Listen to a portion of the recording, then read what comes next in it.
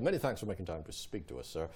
If we are to look at the Zimbabwe case, liquidity issues, forex exchange volatility, lots of risk there, at least from the investor side, hardly any investment going into the country. How hard is it for you to actually make that decision to enter a country like this?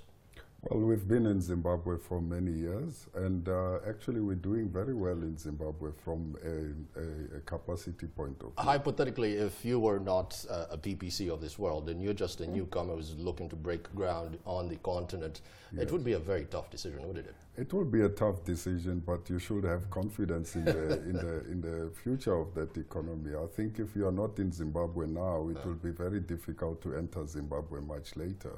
Remember, Zimbabwe has got the infrastructure, actually equivalent to SA, it's just some of the infrastructure is deteriorated. But to be there when Zimbabwe changes, being a business in Zimbabwe is actually very good. And let's shift the conversation then to infrastructure and use Zimbabwe as a case study. It does, as you say, have that established infrastructure, but the mismanagement of it over the years has really given the government a big challenge, particularly when it doesn't have money. Yes. How would Zimbabwe deal with the situation? I think, you know, Zimbabwe still has a very good base in terms of mining. So mining will be actually good for Zimbabwe in terms of starting to pick up the growth. They're busy with the power, resuscitation of their power station in Hwange, and we're benefiting from that.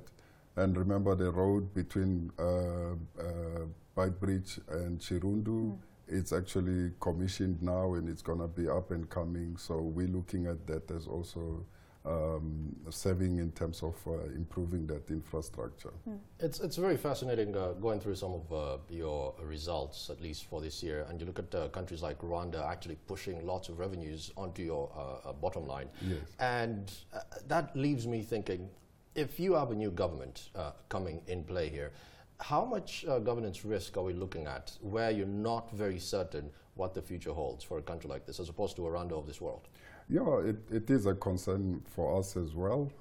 And obviously we can never predict the future, but an experienced government as opposed to a new government trying to find their feet, you obviously expect that there will be challenges. Would you go with the better the devil you know than the angel you don't? No, I think it's better to go with the experience in the government. Obviously, there will be changes, be it the current government or the new dispensation in Zimbabwe.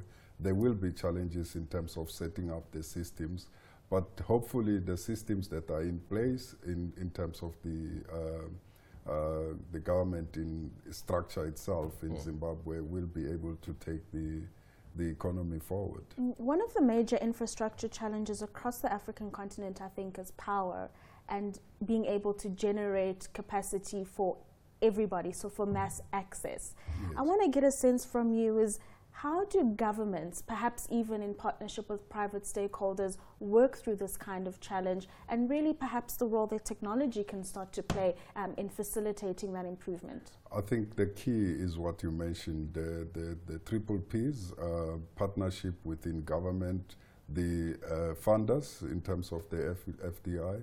It should be actually focused on that particular power. And we've seen it in Ethiopia.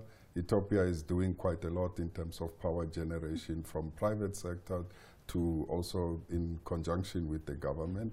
And Zimbabwe, like I said, they're also doing quite a lot in terms of generation of the power. And yeah, DRC, I mean, with Inga not coming online, and hopefully with the elections coming at the end of the year, as promised in December. That's maybe a big hopefully, eh? Yeah, definitely. And it is unfortunate because Inga, in terms of its capacity and the power that it can generate, will actually solve quite a lot of power problems in the continent.